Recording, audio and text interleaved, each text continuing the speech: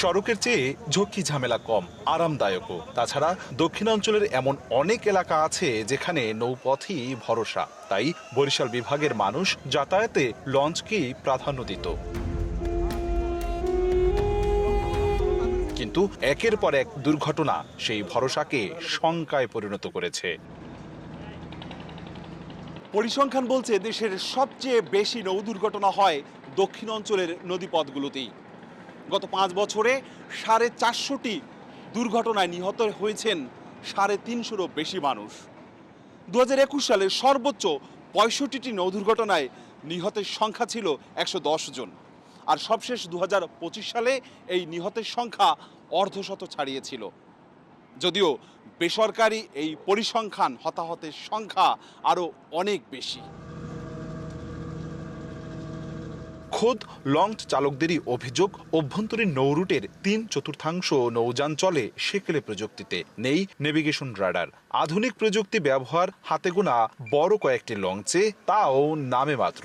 অদক্ষ চালকের পাশাপাশি সবচেয়ে বড় আতঙ্ক রাতে বালু বোঝাই বাল্কহেড। গতিপথের নির্দেশিকা বয়া কার্যত অকার্যকর। ডুবোচর দুর্ঘটনার ঝুঁকি বাড়ায় কয়েক গুণ। ছোট জাহাজগুলোর রাডার নাই, আমরা রাডারে সব কিছু দেখতে পারতে আছি, ওরা তো আর কিছু দেখতে পারতে আসে না।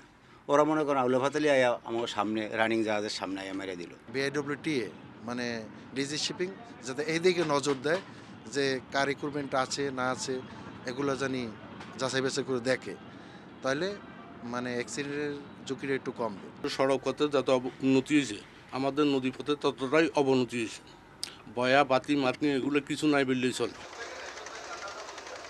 বর্ষা মৌসুম তো আছেই, শীতে নাব্য সংকট, ঘন কুয়াশায় নদীপথ হয়ে ওঠে আরো বিপজ্জনক। তার উপরে যাত্রী সংকটে লঞ্চ ব্যবসায় ধস, দাবি মালিকদের। সর্বদিক থেকে প্লাস মাইনাস করলে লাভেও নাই লসেও নাই। নৌপথে এখন যে কটা লঞ্চই আছে তাদের একেবারে লেটেস্ট মডেলের রাডার স্থাপন করা অত্যন্ত জরুরি।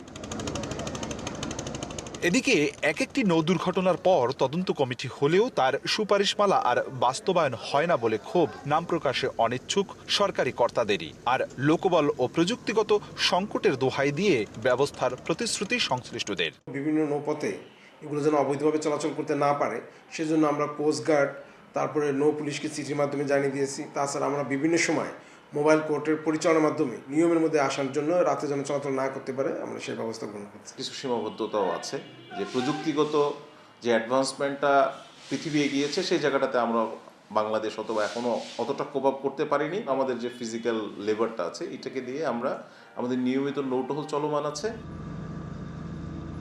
তথ্য বলছে বরিশাল বিভাগের 89টি নদ নদীর মধ্যে 42টি নদীর 692 কিলোমিটার এলাকায় ডুবোচরের কারণে স্বাভাবিক চরিত্র হারাচ্ছে নদীগুলো। অপূর্ব অপু, সময় সংবাদ, বরিশাল।